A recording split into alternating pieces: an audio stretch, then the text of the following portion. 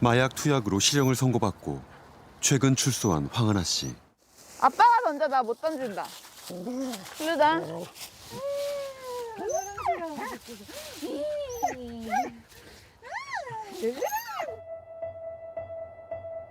황 씨는 남양유업 창업주의 외손녀이자 인기 연예인의 약혼녀로 유명세를 얻었지만 지난 2015년 필로폰을 투약한 혐의가 연달아 적발되면서 물의를 일으켰습니다.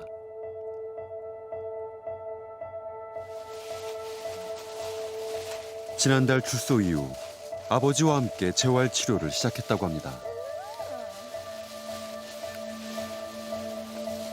그만큼 위험하니까 피부, 뭐 치아 손상 그건 기본이고 얼굴이 진짜 어느 순간 거울 보면 내가 왜 이렇게 생겼지? 이렇게 느끼게 되거든요.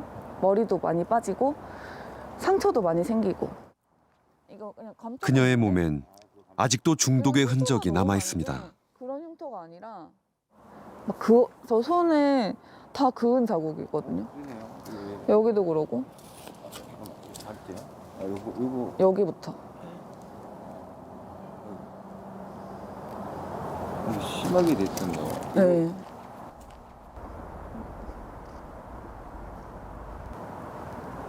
주변 모든 사람들한테 너무 미안해요. 제가. 제 자신한테도 미안한 거는 너무 그동안 내 자신을 아껴주지 못해서. 일단 자기 자신을 사랑하는 게 가장 중요한 것 같아요.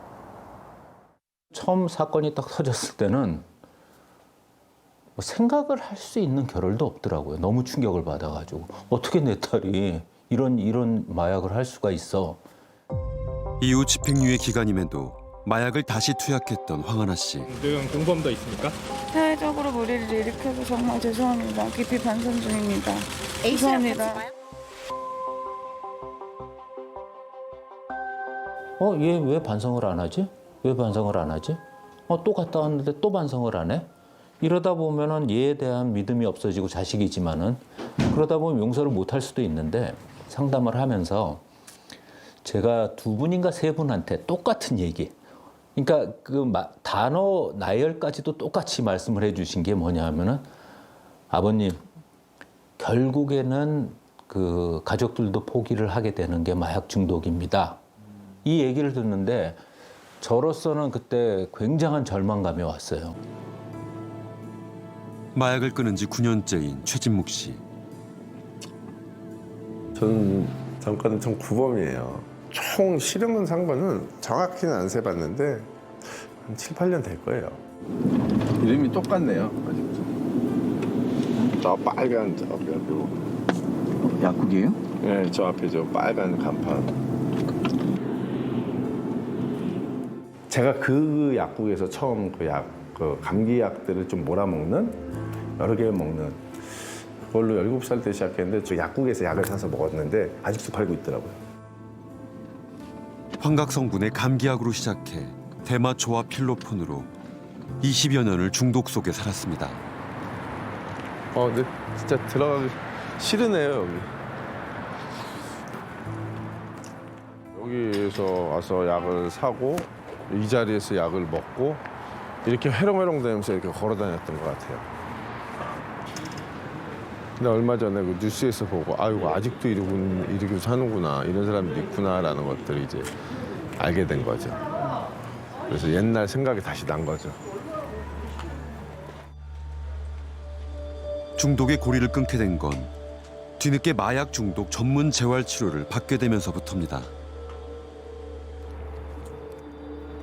9번이나 감옥을 드나들면서도 마약 중독이 치료 가능한 질병이란 건 몰랐습니다. 제 구치소 생활이 제 삶을 이렇게 다 갉아먹을 줄 몰랐던 거죠. 왜냐면 그 안에서 오늘 잘해주는 형들, 나한테 조금 따뜻하게 해주는 형들이 좋은 형들이라고 생각했는데 그 형들한테 나와서 이제 필로폰이라는 걸 배워요, 제가. 마약 사범들 사이에선 교정시설은 마약 학교라고 불립니다. 범행 수법을 배워서 나온다는 겁니다. 우리 교정시설엔 처벌은 있되 재활 치료는 없었습니다. 우리나라 현실이 마약류 중독자들이 어떤 치료를 받고 진료를 받기로는 진짜 최악인 거는 맞죠. 병원도 없고 의사는 더 없고 기적인 거죠, 기적. 그래서 회복을 하는 사람들은 기적인 거죠. 문제는 중독 초기에 골든타임을 놓치면 치료가 어려워진다는 겁니다. 무호병원에 전화를 해봤어요. 그 창녕에 있는 경남 창녕에 멀긴 한데 전화하니까 그 입원할 수 있는 병석이 현재는 없고, 그리고 안산에 있는 데 또 전화했는데 마약에 대한 환자는 안 받는다고. 매일 지금 마약 사범 잡았다는 뉴스는 보도가 되는데 그거에 대한 사후 대책은 없는 거죠, 일단.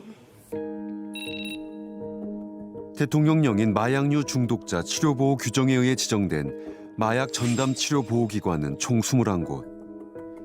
이들 기관에 입원 치료가 가능한지 문의해봤습니다. 마약 관련해서 좀 치료가 예약 가능한지에서 연락을 드렸어요. 중독 전문의가 없으세요. 그렇기 때문에 저희가 지금 이제 진료를 하지는 않습니다. 마약 지정병원이라고 해서. 예, 맞는데 지금 우선 안 하고 있습니다.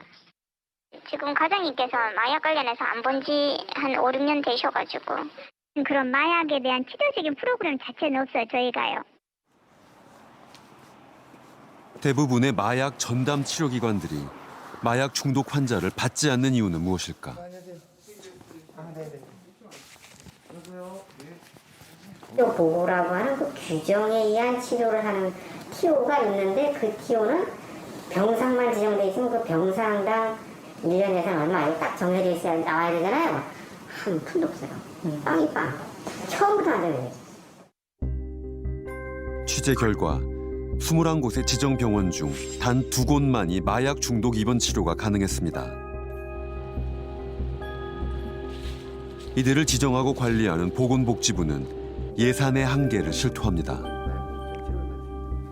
지금 제대로 되고 있는 기관은 사실상 2개소라고 보실 수 있을 것 같고, 많이 부족하다는 건 알고 있고, 그래서 좀 많이 이용을 할 수 있게끔 하면 좋은데, 또 이게 계속 악순환인 게 예산을 늘려도 많이 이용하지 않으면 다시 예산이 줄어들고, 이렇게 해서 조금 악순환이 계속 있는 것 같긴 하더라고요.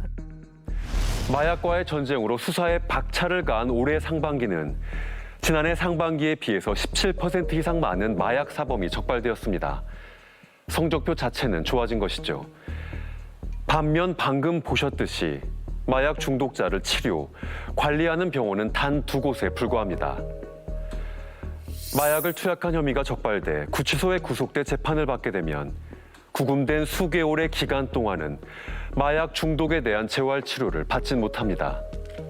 그런데 전문가들은 바로 이 시기가 중독 치료의 골든 타임이라고 말합니다. 안녕하세요, 이태손입니다. 여러분들께서 방금 한국 마약 중독자들에 대한 치료 현황과 그 심각성에 대해서 보셨습니다. 어떤 부분이 지금 한국의 상황에서 시급한 개선책이라고 생각하시는지요? 황하나 환자의 아버지가 말하고 있는 것들 중에서 한국의 중독치료기관에서의 공통적 견해, 즉 아버님, 결국에는 가족들도 포기를 하는 것이 마약 중독입니다 라고 말들 한다고 합니다. 그렇다면 가족은 어떻게 하라는 말일까요? 포기하고 본인이 알아서 할 때까지 내버려둘 수밖에는 없다라는 얘기일까요? 이에 가족들은 절망하고 마약을 사용하고 있는 자식들에 대한 불신과 원망에 사로잡히게 되겠지요. 도대체 네가 뭐가 부족해서 이런 짓에 빠졌냐는 것이죠. 방송에서도 그 아버지는 그런 원망감에 빠져 있지 않습니까? 하지만 중독치료 현장에서 전문가가 이런 견해를 가지고 있다면 그것은 이미 중독치료를 스스로 포기하고 있다는 반증이기도 합니다. 어떻게 보면 마약 중독을 어떻게 치료해야 하는지 전문의 그 스스로가 아직 이해하지 못하고 있다는 얘기죠. 을지대학교의 김영우 교수는 마약 중독은 재발, 만성질환이며 뇌질환이다라고 미국의 나이다의 정의를 인용하지만 그래서 어떻게 치료해야 된다는 얘기는 언급을 하지 않고 넘어갑니다. 이어서 계속되는 전문병원의 의사들의 의견에는 마약으로 인한 도파민의 보상회로의 왜곡은 정신병으로 발전할 수가 있고 현실의 고통과 스트레스 상황은 중독자로 하여금 계속해서 마약을 찾게 된다고 말하며 이것은 단순히 본인의 의지로 해결할 문제가 아닌 질병의 차원이다라고 말합니다. 이것은 어쩌면 일반인들도 어느 정도 알고 있는 수준의 그런 지식을 얘기하고 있을 뿐이지요. 뭐 별다른 치료의 전문성을 얘기하고 있지 않고 있어요. 우린 여기서 미국의 중독 체계와 근본적으로 다른 한국의 치료 상황에 대해서 주목할 필요가 있습니다. 방송에 출연한 전문가들은 다 하얀 가운을 입은 정신과 닥터들이죠. 여기에서 우리는 마약 치료는 오랜 약물 사용으로 인한 정도가 심한 갈망이나 신체적 금단 증상을 치료하는 의사의 약물 치료와 중장기적으로 약물 의존성에 환자의 생각을 바꿔주고 삶의 변화를 이끌어주는 상담 치료의 역할 분담이라는 중요한 과제를 생각해야 할 때입니다. 그러니까 이미 오랜 마약 사용으로 인해서 왜곡되어진 신경계통을 원상으로 회복시키기 위해서는 병원 치료가 필수적입니다. 그러나 이 치료는 사람의 중독 심리를 치료하지는 못합니다. 단지 마약을 하지 않을 때 수반되는 금단 증상의 고통을 완화해 주거나 없애주는 역할을 할 뿐이지요. 가장 효과적이고 이상적인 치료는 약물 치료와 상담 치료가 분리되어서 의사와 상담 전문가의 협업이 필요한 것이죠. 이때 현재 한국에서 절대적으로 부족한 중독 상담 전문가들을 양성해야 할 필요가 대두됩니다. 이것은 학교에서 중독 상담 몇 과목 이수했다고 해서 되는 것은 아니고 중독 상담에 관련된 전문학과를 개설하고 동시에 현장에서 실시되는 숙련된 슈퍼바이저에 의한 현장 실습과 인턴십 과정이 확립되어야 하겠죠. 그런데 여기서 지금 한국에 중독 치료를 한다고 하는 보건복지부 지정 병원이 전국에 21개가 있다고 하면서도 실제로는 고작 2군데밖에는 입원 치료를 하지 않고 있다고 보도하고 있습니다. 그 이유로는 전문 인력의 부족과 정부의 예산 부족을 이유로 꼽고 있습니다. 왜 그럴까요? 오늘 세계 5대 강국으로 부상할 만큼 선진국 대열에 오르며 이미 의료 선진국으로 곽강을 받고 있는 한국에서 유독 마약 중독 치료 시스템의 정부 지원금의 절대적 부족과 전문 인력의 부족은 어떤 이유에서일까요? 그것은 바로 중독이라고 하는 질환에 대한 사회적, 문화적 편견이 자리하고 있기 때문이라고 말할 수 있습니다. 중독은 특정한 사람들이 빠지기 쉬운 개인의 심리적인 문제이다라고 치부하는 전통적 관념이 여전히 지배적이며 중독의 심리를 어떻게 다루어야 하는지에 대한 개인의 인권에 대한 존중의 심리 자체가 학계와 치료의 영역에서 정립되어 있지 않다라는 얘기입니다.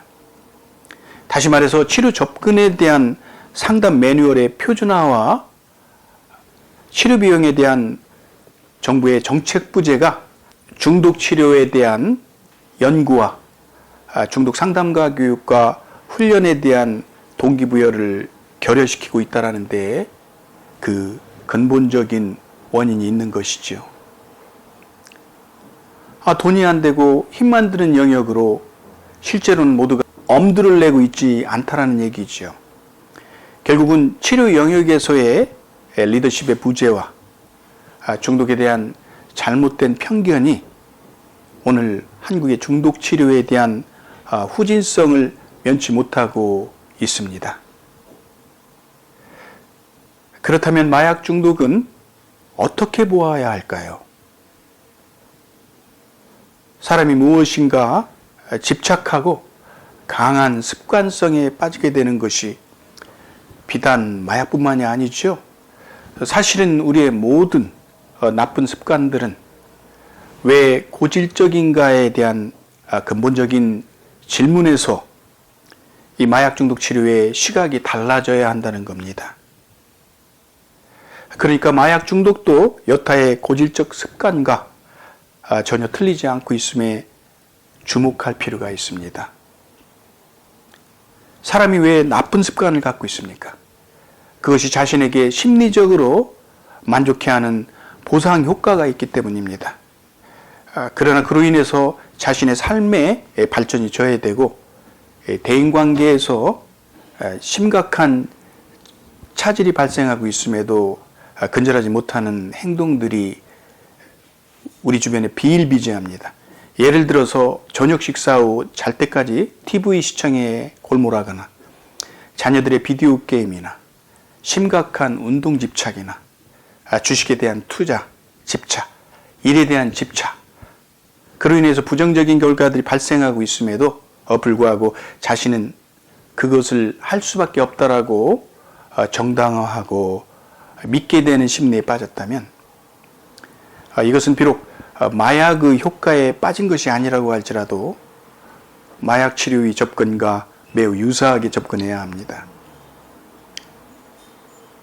그런 까닭에 미국에서는 마약이 뇌의 신경 전달 물질의 회로를 왜곡하지만 이것을 정신질환으로 보지 않고 행위질환으로 판단하며 그 행동에 집착하게 만드는 사람의 심리와 생각들을 분석하고 진단해서 그 사람의 적합한 체계적 행위 변화를 유도하는 전문 상담을 실시하고 있습니다. 그래서 미국에서는 각 카운티 정부, 주정부, 연방정부 차원에서 지속적으로 이 행위 질환의 개선을 위해서 많은 예산을 아낌없이 투자하며 전국의 치료기관에 지원하고 있습니다. 그리고 이 상담치료기관에서는 끊임없이 지역사회와 협력하며 무엇이 요즘 사람들의 생각에 지대한 영향을 끼치며 마약에 의존하게 만드는지에 대한 끊임없이 상호 의논하면서 마약 중독자 치료를 전문가는 자신의 삶의 한 방편으로서 중독자에 대한 지원자 역할들을 수행하게 되죠. 이 방송 말미에서 미국은 그럼에도 불구하고 마약 범죄가 끊임없이 증가하고 있다고 결론 내립니다. 왜 그렇게 끝나고 말까요?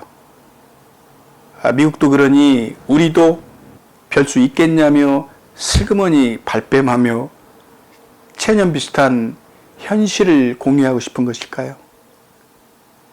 그렇지 않습니다. 지금 현존하는 국가에서 사람들의 마약에 대한 호기심은 날로 급증하는 것이 사실이죠. 그렇다고 해서 치료는 별 효과가 없다고 단정하는 것은 매우 무책임한 그런 생각입니다. 미국 사회에서 이 마약 치료에 대한 국민적 관심과 국가의 노력은 지금 세계적으로 우수한 치료 체계를 확립하며 수많은 중독자들을 회생시키며 사회로 복귀하게 도와주고 있습니다. 지금 한국에는 마약 중독 치료 전문 상담가들의 육성이 시급한 과제일 겁니다. 정부와 민간단체가 나서서 이를 해결해 나갈 수 있기를 바라봅니다. 이태선이었습니다. 감사합니다.